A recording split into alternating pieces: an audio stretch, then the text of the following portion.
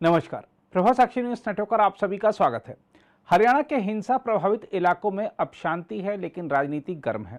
राज्य सरकार all is well का दावा कर रही है, तो दूसरी ओर हरियाणा के कुछ हिस्सों में सांप्रदायिक तनाव के बीच राज्य के महेंद्रगढ़, रेवाड़ी और झज्जर जिलों में कुछ पंचायत प्रमुखों द्वारा कथित तौर पर अपने गांवों में मुस्लिम व्यापारियों पर प्रतिबंध लगाने के लिए लिखे गए पत्र ऑनलाइन सामने आने से प्रतीत हो रहा है कि शांति सिर्फ बाहर से ही नजर आ रही है, अंदर हालात तनाव से भरे हुए ही हैं। हम आपको बता दें कि कुछ सरपंचों द्वारा कथित तौर पर लिखे गए लगभग एक जैसे पत्रों में 31 जुलाई को नूंह जिले में हुई हिंसा का हवाला दिया गया है। अधिकारियों ने कहा है कि उन्होंने ऑनलाइन सामने आए पत्रों का संज्ञान लिया है और मामले की जांच की जा रही है। कुछ गांवों के सरपंचों द्वारा कथित रूप से लिखे गए इन पत्रों में कहा गया है कि पंचायतों ने मुस्लिम समुदाय और शरारती तत्वों को कोई भी व्यवसाय करने की अनुमति नहीं देने का फैसला किया है। पत्रों में विशेष तौर पर फेरी वालों, पशु व्यापारियों और भीख मांगने वालों का जिक्र किया गया है। हालांकि जब संपर्क किया गया तो महेंद्रगढ़ और रेवाड़ी के कई सरपंचों ने किसी विशेष समुदाय को लेकर ऐसा कोई पत्र जारी करने की बात से इनकार किया।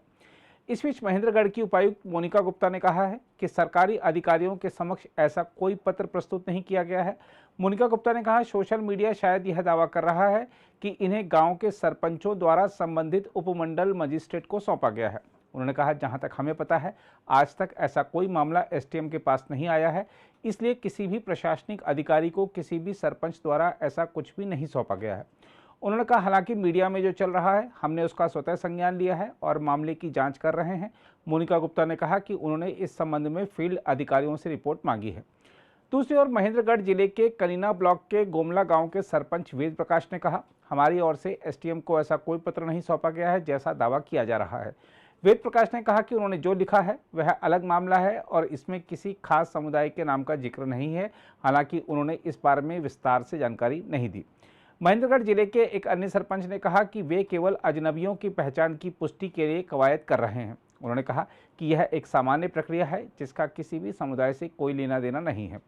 वहीं रेवाड़ी के चिमनावास गांव के सरपंच नरेंद्र यादव ने कहा, मेरी तरफ से ऐसा कोई पत्र जारी नहीं किया गया है जैसा दावा किया जा रहा है। वहीं महेंद्रगढ़ के सैदपुर के सरपंच विकास ने कहा कि उन्होंने एक पत्र जारी किया था, लेकिन इसे एसडीएम को नहीं भेजा गया था और न ही गांव द्वारा कोई प्रस्ताव पारित किया गया था। हालांकि उन्होंने पत्र की सामग्री के बारे में बात नहीं की। विकास ने कहा, 3500 की आबादी वाले गांव में नूंह की घटना के बाद माहौल तनावपूर्ण हो गया था और किसी भी बाहरी व्यक्ति की वजह से कोई भी अप्रिय घटना हो सकती थी। यह पूछे जाने पर कि क्या पत्र में किसी खास समुदाय का जिक्र है, उन्होंने कहा, हम किसी समुदाय के खिलाफ नहीं हैं, लेकिन नूंह में जिस तरह की घटना हुई उससे गुस्सा बहुत बढ़ गया और पत्र इसलिए जारी किया गया ताकि स्थिति और अधिक ना बिगड़े। उन्होंने कहा कि उनके गांव में कोई मुस्लिम आबादी नहीं है, समुदाय के सदस्य रोजगार के लिए आते हैं। विकास ने कहा कि किसी भी ग्राम पंचायत या किसी अन्य को ऐसा कुछ भी करने की अनुमति नहीं दी जाएगी जो असंवैधानिक या अवैध हो। दूसरी ओर बीजेपी का एक प्रतिनिधिमंडल हिंसा प्रभावित नूंह जिले के प्रशासनिक अधिकारियों से मुलाकात करने तथा स्थिति का जायजा लेने के लिए बुधवार को जिले में पहुंचा। इस प्रतिनिधिमंडल के प्रमुख बीजेपी की हरियाणा इकाई के अध्यक्ष ओम प्रकाश धनखड़ हैं, जबकि सहकारिता मंत्री डॉक्टर बनवारी लाल, विधायक और प्रदेश महासचिव मोहन लाल बदौली, सोना के विधायक संजय सिंह और समय सिंह भाटी उसके अन्य सदस्य हैं। हरियाणा बीजेपी अध्यक्ष ओम प्रकाश धनखड़ ने कहा कि हम सुनिश्चित करना चाहते हैं कि सबको न्याय मिले। यहाँ की शांति बहाल हो, यहाँ का भाईचारा जैसे पहले था वैसे रहे और अपराधियों को सजा मिले जिन्होंने बलवा किया, जिन्होंने ब्रजमंडल यात्रा पर हमला किया। ये सारी जानकारी बहुत पहले से सबके पास आ चुकी है। अब एक एक दिन की जानकारी आप सबके पास है, मीडिया के पास भी सब प्रकार की जानकारियां हैं। हम आपको यही बता दें कि बीजेपी का प्रतिनिधिमंडल तो नूंह पहुंच गया, लेकिन पुलिस ने मंगलवार को प्रदेश कांग्रेस के 10 सदस्यीय प्रतिनिधिमंडल को नूंह जिले के हिंसा प्रभावित गांव में जाने से रोक दिया था। उससे पहले रविवार को पुलिस ने निषेधाज्ञा का हवाला देते हुए भारतीय कम्युनिस्ट पार्टी के 4 सदस्यीय प्रतिनिधिमंडल को भी नहीं जाने दिया था। प्रदेश कांग्रेस प्रतिनिधिमंडल में शामिल सांसद दीपेंद्र हुड्डा ने रोके जाने पर कहा था कि पुलिस ने आज जो बंदोबस्त किए वह यदि हिंसा वाले दिन किए जाते तो सांप्रदायिक तनाव की घटना नहीं होती। जैसा कि हमारे आदरणीय अध्यक्ष जी ने कहा कि ये जो बसेस लगाई गई हैं, जो ये फोर्स लगाई गई है, अगर ये उस दिन लगाई जाती जिस दिन यात्रा हो रही थी, तो ना तो दोनों समुदायों का आपस में कोई टकराव होता, ना यात्रा के ऊपर जिस तरह का तो आपस में कोई इस तरह की बात नहीं होती। आज हमारा उद्देश्य ये था कि हम नल्हड़ मंदिर में जाके जाना चाहते थे। हमने अभी बात करी एडमिनिस्ट्रेशन से हम नलड़ मंदिर जाना चाहते थे, हम नूह शहर के अंदर शहरवासियों से, व्यापारियों से मिलना चाहते थे, हम अनाज मंडी में जाकर व्यापारियों से वहां मिलना चाहते थे, और अन्य ऐसे पीड़ित जिनका जान का, माल का को नुकसान हुआ है, कहीं कोई अपना जो है अभी पीछे मकान वगैरह कईयों के, तो उस तरह का कहीं भी कोई नुकसान हुआ है, किसी भी समुदाय से कोई ऐसे व्यक्ति हो जिनका जान माल, तो हम इन सभी लोगों से मिलके जख्मों पर मलहम लगाना चाहते थे, अमन चैन की, शांति की अपील करना चाहते थे। लेकिन ये सरकार ऐसी विफल सरकार है, जब जरूरत होती है तो पुलिस व्यवस्था होती नहीं, और आज हमें रोकने के लिए इन्होंने पूरे, जैसे आपने कहा कि बसें लगा दी गई, सड़क पूरी रोकी हुई है बस लगा के हरियाणा पुलिस की। ये जो बसें हैं, ये बसें उस दिन कहाँ थी, हम पूछना चाहते हैं।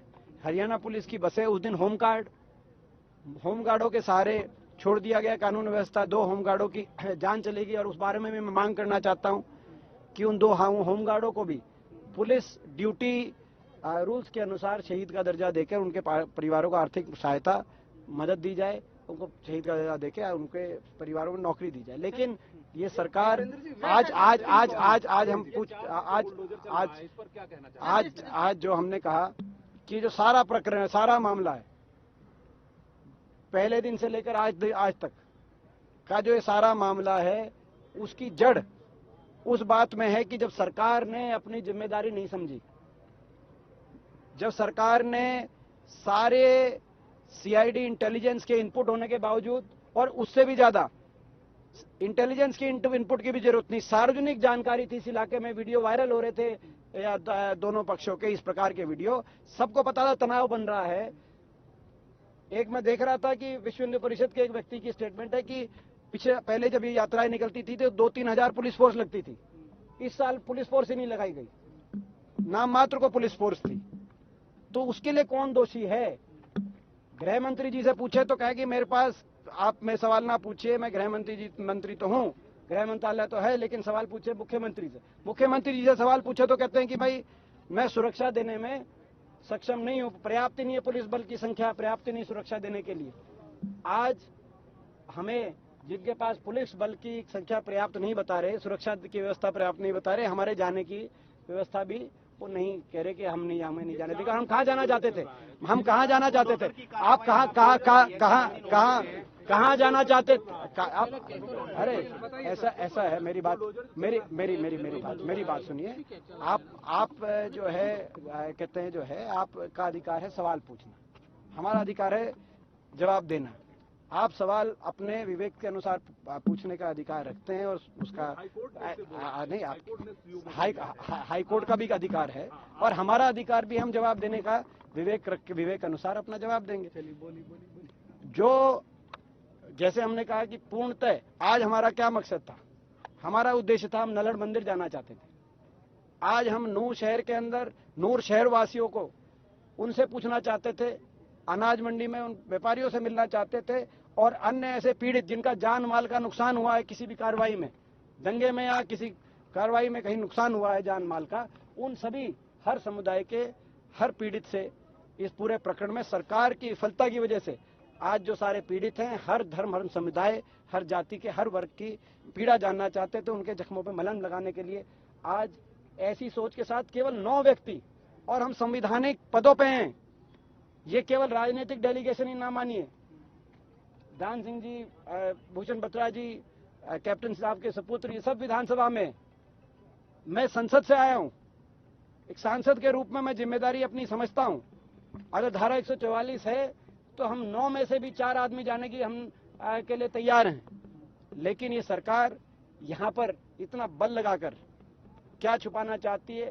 सरकार को मुंह छुपाने की जगह नहीं, सरकार अपनी कितनी गलती छुपाए, कितना ध्यान डाइवर्ट करने का प्रयास करे, सफल नहीं होगा। हरियाणा के लोग जान चुके हैं, पूर्णतः विफल सरकार है। हम आपको यह भी बता दें कि हरियाणा सरकार ने हिंसा प्रभावित नूह जिले में मोबाइल, इंटरनेट और एसएमएस सेवा पर रोक 11 अगस्त तक बढ़ा दी है। इस कदम का उद्देश्य शांति और लोक व्यवस्था को भंग करने की किसी भी कोशिश को रोकना है। अतिरिक्त मुख्य सचिव गृह TVSN प्रसाद ने कहा, नूह के उपायुक्त द्वारा मेरे संज्ञान में लाया गया है कि जिले में हालात अब भी गंभीर और तनावपूर्ण हैं। विभिन्न सोशल मीडिया मंच के माध्यम से गलत सूचना और अफवाहों के प्रसार को रोकने के लिए नूह जिले के अधिकार क्षेत्र में मोबाइल, इंटरनेट सेवाओं और बल्क एसएमएस को निलंबित करने का आदेश दिया गया है। इसमें बैंकिंग और मोबाइल रिचार्ज के एसएमएस को छूट दी गई है। दूसरी ओर हरियाणा के उप मुख्यमंत्री दुष्यंत चौटाला ने संकेत दिया है कि नूंह में स्थिति का आकलन करने में प्रशासनिक चूक हुई, जहां 31 जुलाई को धार्मिक शोभा यात्रा के दौरान सांप्रदायिक हिंसा भड़क गई थी। चौटाला ने कहा कि अतिरिक्त डीजीपी कानून व्यवस्था ने कहा था कि आयोजकों ने 3200 लोगों के साथ शोभा यात्रा निकालने की अनुमति ली थी और उसी के अनुसार पुलिसकर्मियों को तैनात किया गया था। पत्रकारों ने चौटाला से पूछा कि क्या हालात का आकलन करने में खुफिया चूक हुई थी। इस पर उन्होंने कहा प्रशासन के पास मूल्यांकन की कमी थी, वह इस पूरे प्रकरण का ठीक से आकलन नहीं कर सका। अब स्थानांतरित हो चुके नूंह के पुलिस अधीक्षक 22 जुलाई से छुट्टी पर थे। उनके पास अतिरिक्त प्रभार था। जिन अधिकारियों से शोभा यात्रा के लिए अनुमति ली गई थी वे भी इसका ठीक से आकलन नहीं कर सके। यह एक ऐसा पहलू है जिसकी जांच की जा रही है, ऐसा चौटाला ने कहा। चौटाला ने एक अन्य संबंधित प्रश्न का उत्तर देते हुए कहा कि बलों को ठीक से तैनात नहीं किया गया था। हम आपको यह भी बता दें कि जननायक जनता पार्टी के नेता चौटाला ने पहले कहा था कि नूंह में भीड़ के हमले का शिकार हुई धार्मिक शोभा यात्रा के आयोजकों ने जिला प्रशासन को अपेक्षित भीड़ के बारे में सही जानकारी नहीं दी थी। यह एक चूक है जिसकी वजह से हो सकता है कि हिंसा हुई हो। अगर आप भी लेना चाहते हैं देश दुनिया की तमाम जानकारी तो आज ही सब्सक्राइब करें हमारे चैनल को। साथ ही नीचे दिए बेल आइकन को जरूर दबाएं ताकि हर अपडेट आप तक पहुंच सके।